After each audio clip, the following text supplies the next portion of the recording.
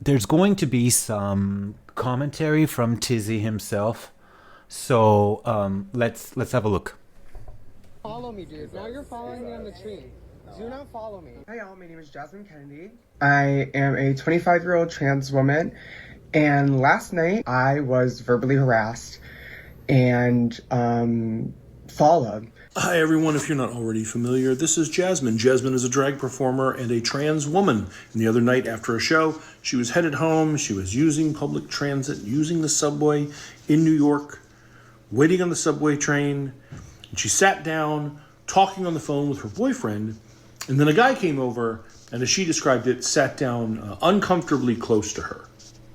And there was a weird vibe, and she didn't like it. So rather than say anything, she decided to just get up and move herself. And when she got up to move, allegedly, he said this. This man starts to call me the F slur, fuck you, this is Trump's America. He then went to go on saying, Trump's your daddy, Trump's your fucking daddy. And then he had the nerve to say, you know, like, you have a dick. And I said, yes, and it's probably bigger than yours. Okay? I like Jasmine. When she said that, though, he started to get in her face. Of course she has a bigger dick than him. Look at the guy. Look at him. But, okay, I'm not there yet. Let's just keep watching. So she pulled out her phone to record him. And all of a sudden, he had a lot less to say. I'm a trans woman? Yeah, do you want to come try me again? You don't have a problem. Now that I have a camera out, you don't... He doesn't have a problem, but he's lifting his both fuck you fingers in the air like he does fucking have a problem. Anything? Do you want to say something? Do you want to say something? Trump is your daddy. That's so great to know. Thank you. So... Trump is still your daddy. That's so great. Trump is so your daddy. That is the weirdest thing you could ever say, bro. But let's talk about this. Let's talk about this because I feel like people don't know anything about this type of shit. It is time to analyze this. It is time to expose what this motherfucking shit is. The phrase, Trump is your daddy, is a perfect example. It's not just juvenile. It's meant to infantilize and dominate like a bully in a schoolyard who never grew up emotionally. And you can see it in his face. Look at him. Look at him. Look at him. He looks like a schoolyard child. He looks like someone who has not developed his emotional self. He looks like someone so repressed and so fucking simple-minded that he needs a daddy. He needs a daddy like Trump. That's why he's saying Trump is your daddy. Because, again, every fucking accusation with these people is an admission of whatever the fuck they're saying. In this case, he is saying that Trump is his own fucking daddy because he has two brain cells, and these two brain cells cannot fathom what it is like to be a different person who isn't a complete simpleton like himself. He's got the mind of a 4-year-old, and this is why MAGA people are fucking hated so much, and they deserve the hate. They absolutely deserve it. He is this close of shooting up a mall full of Mexicans or shooting up a fucking queer club at night because he's so repressed and confused about this complete different world around him. Like, people are multifaceted and they have... You know, we all have layers and we're complex. Not this motherfucking guy, though. Not this one. He is simple. He is dry bread right before mold starts spreading. He has nothing in his life. And he's working at a gym? He's a gym bro? Well, it seems like all the oxygen went to your muscles, which you don't even have that much of. So... You're a wimp, you're a pussy-ass bitch going after trans people. And that's why everybody fucking hates you. You cannot fathom the fact that other people just live and they live happily without being fucking bitter little shits like yourself. Trump is your daddy. What are you, a fucking child? Yes, he is a fucking child. What you're seeing in MAGA behavior, especially the aggressive, mocking, or bullying tone, is often rooted in arrested emotional development. Think about it. Kindergarten-level arguments, "You're just mad, Trump is your daddy, cry more," are not real debate. They're deflection tactics. These phrases are meant to provoke, not engage. It's about winning the interaction by upsetting other people, not through truth or reason. Psychologists sometimes refer to this as narcissistic regression. People falling back on immature coping mechanisms because they can't handle complexity, nuance, or contradiction. It's like using a toddler's strategy to deal with adult issues. There's real psychological research behind this, but this guy's not going to know anything about that because reading is hard and thinking is hard and learning is hard. That's the MAGA shit in his brains. It's just shit. The authoritarian personality tends to be hostile to outsiders or deviants like trans people, be obsessed with strong leaders or father figures. Trump is your daddy. Prefer simple black and white thinking. Feel threatened by complexity or change. In other words, when someone feels powerless or lost, they cling to a figure like Trump who gives them a sense of identity, superiority, and control. But the way they express it, it ends up looking very much like a child trying to feel big. And it's projection. They often accuse others of exactly what they're doing, call others snowflakes while melting down over a rainbow flag, say others are grooming kids while supporting figures openly involved in moral corruption. I bet this motherfucker is a supporter of Andrew Tate, the pedophile fucker who fucks 14-year-old kids and then dares to say something against queer people. Like, fuck you, bitch. Pedophiles are the greatest scum of the fucking earth, and you fucking suck these people's dicks.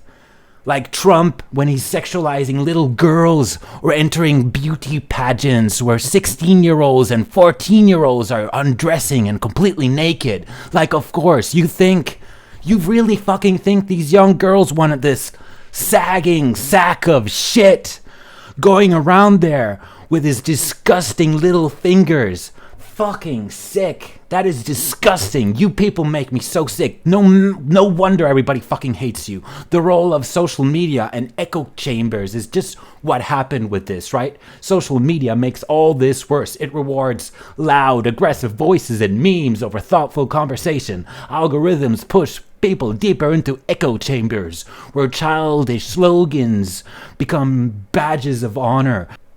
It's a defensive posture disguised as power, where cruelty is strength and empathy equals weakness.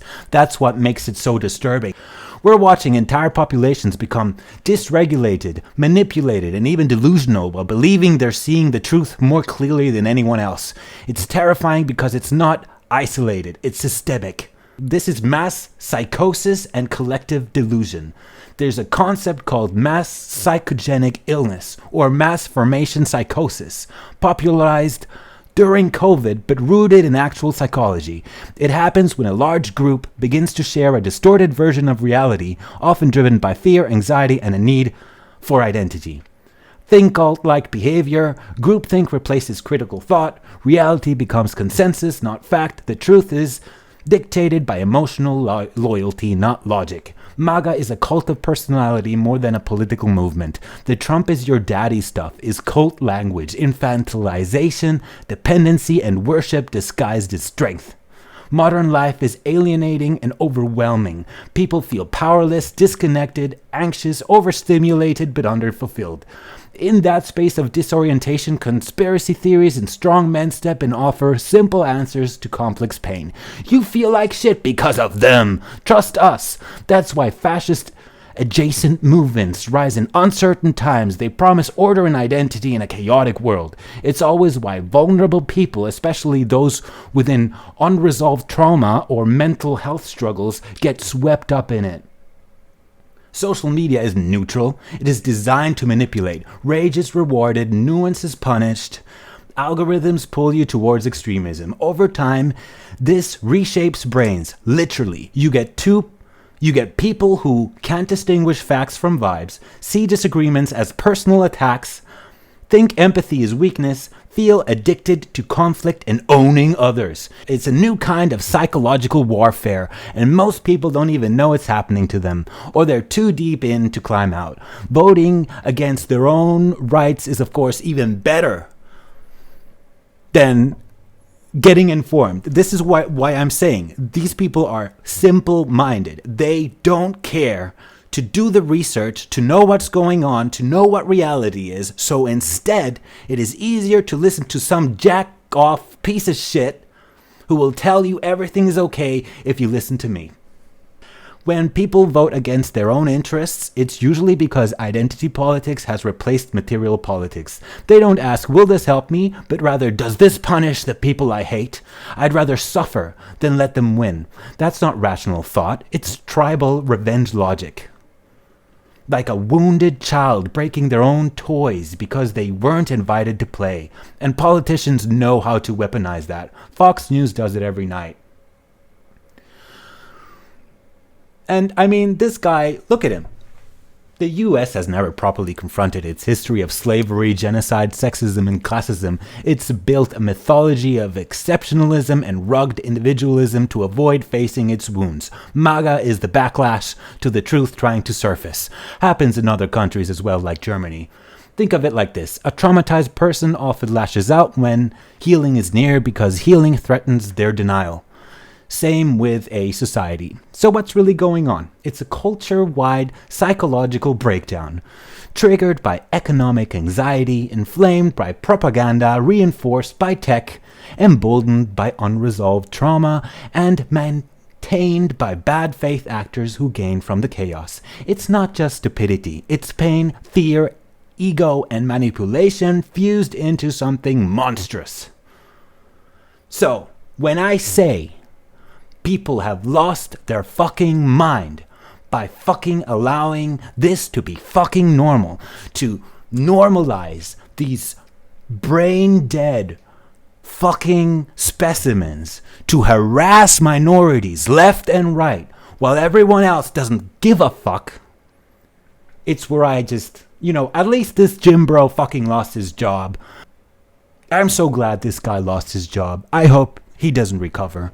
Because being a fascist deserves and requires life-changing consequences. You cannot be a fucking MAGA and be okay. This society needs to push back, and I'm fucking waiting for that to happen. But what exactly needs to happen until people come together and stop motherfuckers like this? Although this is a good story because people got together and said, you're not doing this here. You're not doing this in New York. Get the fuck out, you pussy ass bitch. I don't need to see more of this guy. I don't. I know that he's either deeply aroused by the trans person because the trans person is hot. She's hot. Objectively. And he is so confused. Like Daddy Trump says that trans people are a caricature and they're a threat and they're gonna probably shoot lasers through their eyes like the Nazis made those caricatures 100 years ago, and now we're doing it. Now we're doing it again with social media. You motherfuckers might as well start calling people witches and hope that you get somehow the justification to harm them. This is all just fucking, I'm a fucking wiener with a micro dick, and that's why I want to harass an attractive trans person who wouldn't even look at me with her ass because I'm such a sack of shit.